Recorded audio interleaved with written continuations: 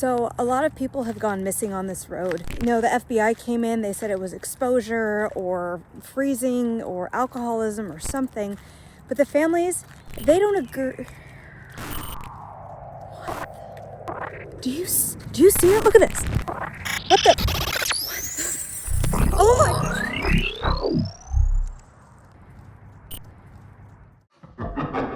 This is Creepy Crossroad, where history, horror, and the unexplained meet at the crossroads where every turn leads somewhere darker. This is the last file in our journey through Alaska, stamped and blacked out until only fragments remain. The pieces that slipped through are ones we were never meant to see. This is Alaska Redacted. One of those fragments begins in a town on the edge of the Bering Sea, Nome, Alaska. Closer to Russia than most of the United States, a frontier town carved out of tundra, frozen oceans, and endless sky. In winter, it becomes the end of the Iditarod, the 1,000-mile trail where mushers and their dogs race through the ice and darkness to reach this end of the world. Nome is small, isolated, and it's carried a darkness since the very beginning. It goes back to the gold rush, when fortune seekers flooded the beaches in 1898. The town erupted overnight into one of the wildest boom towns in the north. Lawless, violent, and unpredictable. Saloon doors swung, gold dust spilled across tables, and even Wired Earp made an appearance, drifting through, opening a saloon, and profiting from the chaos as well. Nome wasn't built on stability. It was built on desperation, greed, and survival. And when greed wasn't enough, in came the sickness. In the winter of 1925, Nome was hit with a diphtheria outbreak that almost annihilated the entire town. The only hope was a desperate dog sled relay carrying serum across nearly 700 miles of frozen Alaska. You know the Balto story? This one that we all grew up watching? If you want a more accurate portrayal of what happened, watch this one instead. I definitely cried during that movie. Don't judge me. Nome survived that winter, but it never shook the shadow it left behind. As the decades rolled on, the darkness here stopped coming from sickness and greed. It started coming from the silence, from people who vanished. Between 1960 and 2004, at least 24 men and women disappeared or died under strange circumstances. The FBI came in, and their 2006 report chalked it up to exposure, alcohol, and the brutality of the Arctic. Case closed. For the families left behind, the answers never really fit. Take Joseph Balderas, June 2016, a Nome courthouse clerk who left work, drove down the Nome Council Highway, and never came back. They found his truck abandoned at mile 44, unlocked with his fishing gear still inside, and no trace of Joseph himself. 4 years later, in August 2020, Florence Okpaluk, I think is how you say it, vanished from a miner's tent outside of Nome. Her shoes and jacket were left behind, but everything else was gone, including her. But I mean, who leaves their shoes and jacket in Nome, Alaska? But yeah, doesn't make sense. And she's not the only one. In 2004, a 21-year-old man from St. Lawrence Island set out for Nome and simply never arrived. And these aren't stories from the gold rush. They're modern. They're happening now. Then in 2009, Hollywood rolled in. They came in and created a movie called The Fourth Kind. It claimed to reveal the truth behind the disappearances, said it was based on real hypnosis tapes, real footage of patients screaming about what had taken them. The movie cut between actors and so-called archival recordings, blurring the lines so tightly that people still think that it was real. And there was one image the film drove home again and again. The owl, unblinking, sitting in the window, watching. For some, it became the face of Nome's silence. But here's the thing. The locals never reported it. The owl wasn't Nome's story. It was borrowed and pulled from an abduction lore, what researchers call a screen memory. In Nome, it was fiction, but fiction always has a way of sticking, especially in a place that's already haunted by vanishings. Hollywood tried to shape those whispers into owls and abductions, but Alaska had something much harder to bury. Radar hits, pilot reports, official files. Proof that whatever was happening here wasn't just a story. It was in the air.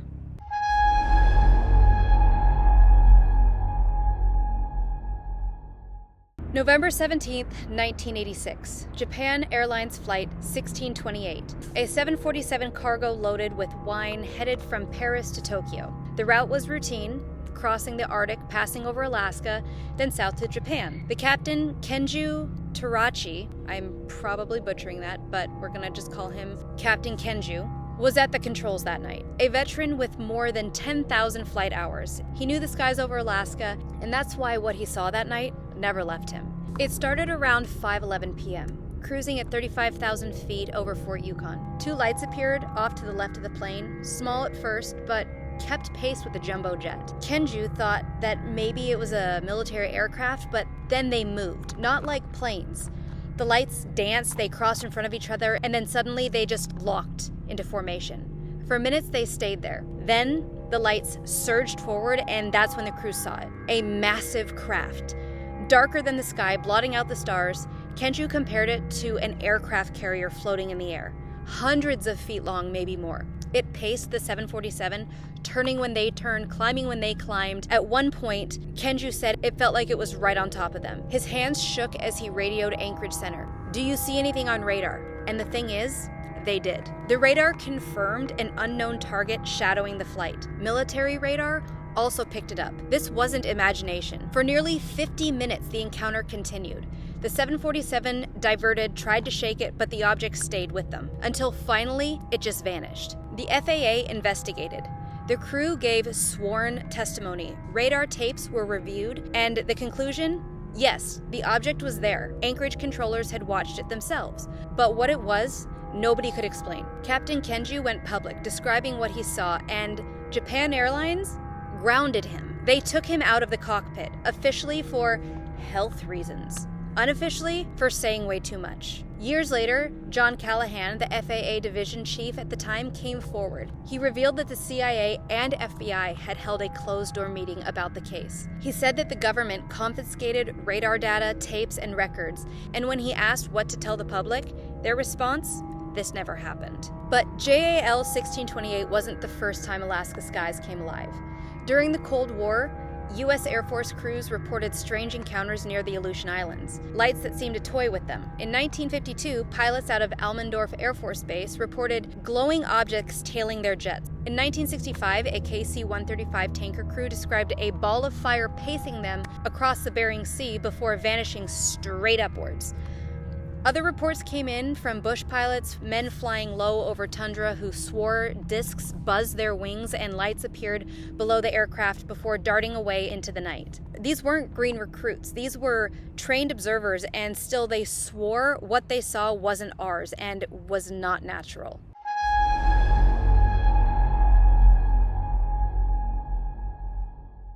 And the sky isn't the only frontier. Beneath Alaska's dark, frigid waters, the unexplored depths, are whispers of USOs, unidentified submerged objects. Fishermen and coastal residents talk about glowing lights rising up out of the oceans near the Aleutians, streaking across the sky and vanishing without a sound. The Gulf of Alaska plunges 26,000 feet deep. Plenty of space for something to hide. Maybe too deep for us, but maybe not for them. These aren't military sonar logs or declassified reports. They're whispers, dockside stories, half-buried forums posts, but together they add up to a very unsettling picture. In Alaska, the skies and the seas both seem to be watching us. Both seem to be hiding something.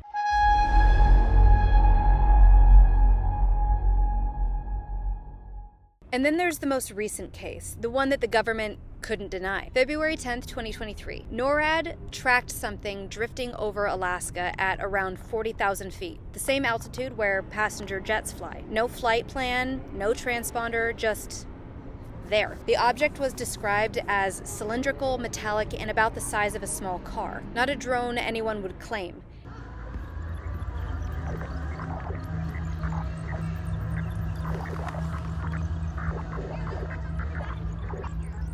An F-22 was sent from Joint Base Richardson and Almendorf. One missile, one clean kill. The object fell onto the Beaufort Sea ice, scattered into fragments, and the Pentagon called it high-altitude object, and it was said to be taken down because it posed a threat to civilian air traffic. But what was it? They never said. Recovery crews were sent, but nothing conclusive was ever released. Some reports hinted the wreckage sank before it could be retrieved. Others claimed debris was collected and whisked away. Either way, the official story went quiet within days. Another file sealed. It was one of 3 unidentified objects shot down over North America in the span of a single week. First the balloon over Montana, then Alaska, then Canada. The news cycle buried it quickly, but in Alaska the sky still remembers, and so do the files. Radar tapes and pilot logs are one thing, but the real power doesn't lie in chasing lights across the sky, it lies in what the government can control. And in Alaska, that control doesn't stop at the horizon, it digs into the ionosphere itself.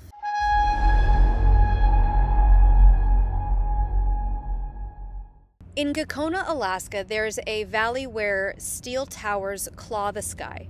This is HAARP, the High Frequency Active Auroral Research Program. Built in the 1990s with the help of the Air Force, Navy, and DARPA, on paper, it's harmless. They beam radio waves into the ionosphere to study how the atmosphere behaves. Solar storms, GPS failures, satellite signals.